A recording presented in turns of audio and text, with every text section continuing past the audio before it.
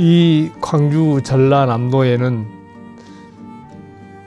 노동 문제에 대한 인식이 그렇게 활발하지 않았어요.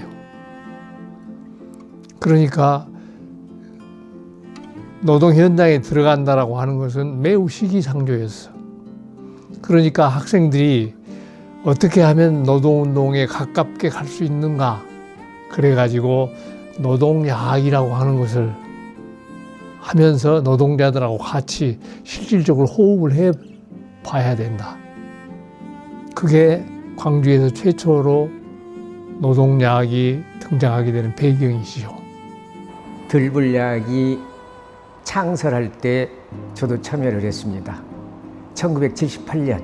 그분들은 정규 과정을 다닐 수가 없지 않습니까? 가난하니까. 그래서 결국은 어린 나이에 이제 남들이 다 가방 가지고 학교를 다니고 그럴 때 이 공장으로 떠밀렸거든요.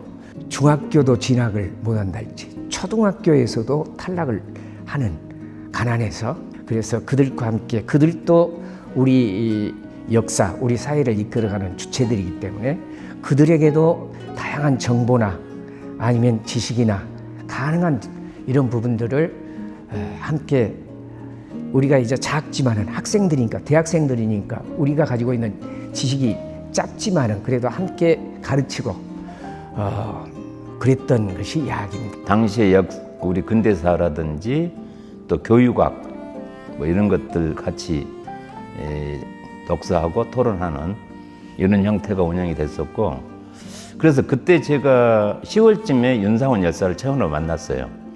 윤상원 열사도 그때 공장에서 이제 취업해갖고 있다가 이제 강학, 박기순 씨가 강학 요청을 계속 하니까 강학에 참여하겠다고 해서 처음 참여한 것이 한 10월쯤 우리 대경학 모임에도 오셔가지고 그때 처음으로 대면하게 됐죠. 어찌 보면 광천동의 들불야학이 저한테는 새로운 사회적 삶을 살게 한 모태가 됐다 생각하는데, 그때 이제 저희들이 뭐 책도 교재도 저희들이 직접 만들고 학생들 모집하러도 다니고 학생들하고 부대끼면서 세상 공부도 하게 되고, 오히려 저희들이 이제 강학이라고 표현하는데 저희가 가르치는 것보다 배운 것이 훨씬 더 많았다. 일반적으로 뭐 이야기하는 건데, 특히 정확하게 사회적 삶을 어떻게 살아야 되는지에 대한 공부를 오히려 더 많이 배우게 된 곳이다, 이렇게 생각합니다. 초창기에 한문 수업을 담당을 했습니다. 이들이 신문을 볼 수 있고 또 자발적으로 관련 규정이나 법령이나 이런 부분을 이해할 수 있게끔 저는 기초 좀 1600자의 범위에서 잘 나오는 한자를 중심으로 해서 그들에게 한문을 담당을 했고, 이런 수업 과정을 가지고 하루 2시간씩 수업을 일주일에 5일 동안 했었고, 주말에는 주말 나름대로 노동자들과 함께 어울리는 다양한 프로그램을 1년 6개월 동안 5.18 직전까지 이루어져 있죠. 6개월을 한 학년 형태로 운영을 했기 때문에 78년 8월이 1기 시작이고 79년 2월이 1기와 2기가 같이 운영이 되는, 그 다음에 79년 8월이 1기, 2기, 3기가 같이 운영이 되는 이런 형태가 되죠. 그러니까 그때 당시에 학생운동이나 노동운동은 큰 대의가 있었어요.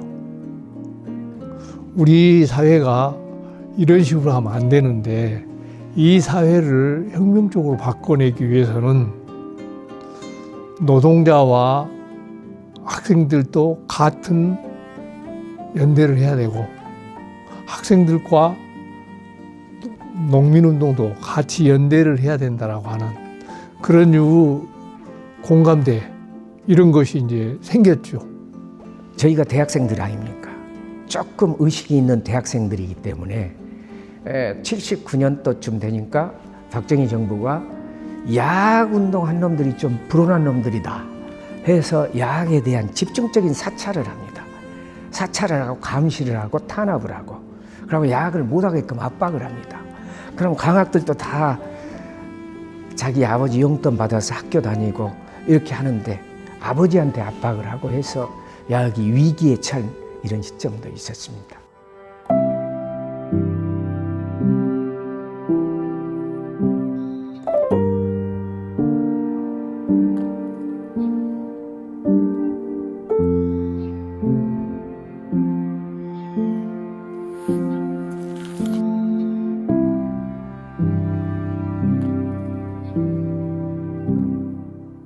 2018년이었어요. 그때 되게 이제 광천동이 재개발을 하기로 완전히 완료됐고 환경평가까지 다 끝나서 이제 곧 허물어진다라는 소식을 들은 거예요. 이제 다 정리가 됐고 이제 헐고 새로 아파트 단지가 들어서는 시점이었어요. 그런데 도청이 이제 복원시키기로 한다는 시민사회의 결의가 있었고, 그렇다면 우리는 왜 가장 중요한 핵심적인 우리들의 서사가 있는, 특히 5월 정신의 핵심적인 장소를 이렇게 훼손되게 내버려 뒀다가 나중에 또 복원해야 되지?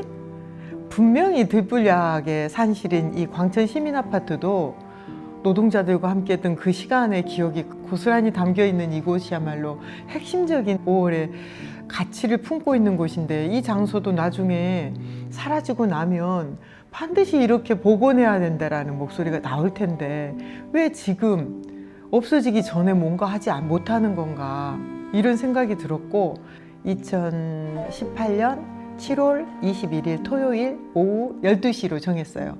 그래서 거기서 모여서 각자 자기가 그 공간에서 느낀 감정, 그리고 거기에 서사를 이미 공부하고 왔기 때문에 그 서사를 가지고 어떻게 풀어낼지 이런 것들을 생각하고 왔거든요. 그래서 그런 것들을 그 장소에서 각각 했어요. 어떤 사람은 그림 그리고 어떤 사람은 계단을 내려오면서 윤상원과 그 영혼 결혼식 있죠.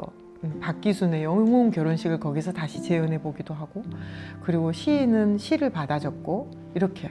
그래서 거기서 연주자들이랑 함께 퍼포먼스를 했는데 다행히 지역의 MBC하고 또 한겨레 신문이 와줬어요. 그래서 그게 공론화가 됐습니다. 노동자들이 거기서 야학으로 배웠던 터전은 사라졌어요. 그렇지만 그들이 숙식을 같이 하면서 노동자들과 같이 살았던 강학들이, 윤상원 열사, 김영철 열사, 박기순 열사, 그런 분들이 실은 5월 10일간의 항쟁의 마지막까지 지켜내고 남자라고 했던, 어떻게 보면 중요한 조직이었거든요.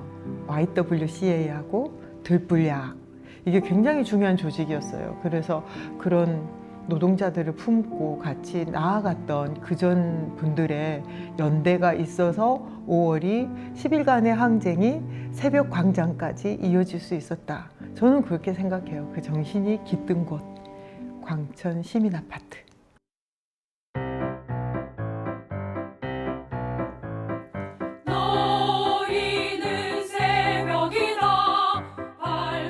저는 아까 들불이라고 하는 게, 들불 정신이라고 하는 게 하여튼 공동체 정신이다. 더불어 살아가는 거다. 소위 말하는 대동세상을 만들어가는 거다. 이런 정신이라면 지금 우리 청년들에게 그 정신, 공동체 정신, 더불어 사는 정신, 이게 지금도 여전히 유효한 거 아닐까. 특히 요즘 최첨단의 AI 시대를 살고 있는 청년들은 지극히 개인화돼 갈 수 있는데, 이럴 때일수록 이웃도 좀 돌아보고 주변과 함께 사는 그런 공동체 문화가 좀 절실한 것 아닐까, 이런 생각이 들어서 다시 들불의 정신이 살아났으면 좋겠다. 말 그대로 그 정신이 들불처럼 번졌으면 좋겠다, 이런 생각을 합니다. 이제 그동안에는 어떻게 보면은 좀 그 역사의 어떤 아픈 면, 고통받았던 이런 것으로 좀 드러난 측면도 있긴 하지만, 이제 가능하면은 일반 시민들이 좀 이렇게 그 거리감 없이 관람할 수 있고, 좀 더 앞으로 세대들에게 긍정적이고 그런 측면에서 전시 구성이 되면 좋겠다는 그런 생각입니다.